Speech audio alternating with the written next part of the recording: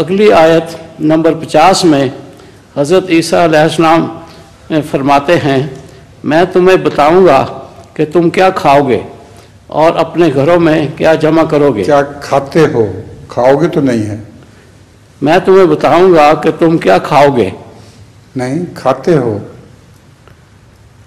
اور اپنے گھروں میں جمع کرو گے۔ کیوں نہیں کھاتے ہو آتا ہے، تاکلون کا لفظ ہے۔ ہاں کھاتے ہو، کھاؤ گے نہیں ہے مراد، اچھا کیا کھاتے ہو ٹھیک ہے۔ اور کیا جمع کرتے ہو۔ اچھا، کیا کھانے پینے کے متعلق حضرت عیسیٰ علیہ السلام کی خصوصی تعلیم ہے؟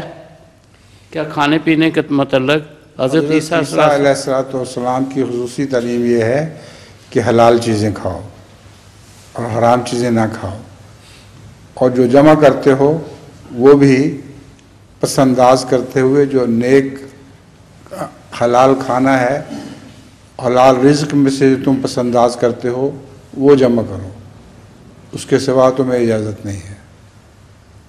مسیحی لوگ حلال و حرام کے جھگڑے میں نہیں پڑتے، جو چیز انہیں پسند ہوتی ہے کھا لیتے ہیں۔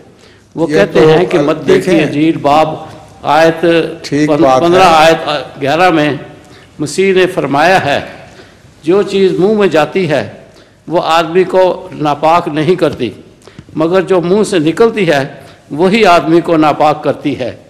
اس فرمان کے مطابق ان کا عمل ہے۔ کیا قرآن کریم کی مذکورہ آیات مسیح کے اس فرمان کی طرف اشارہ کرتی ہے؟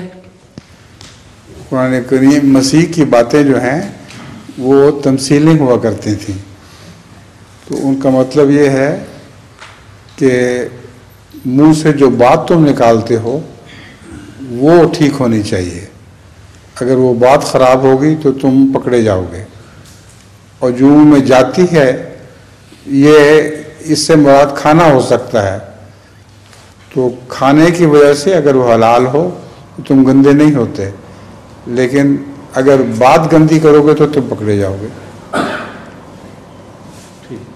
ٹھیک ہے؟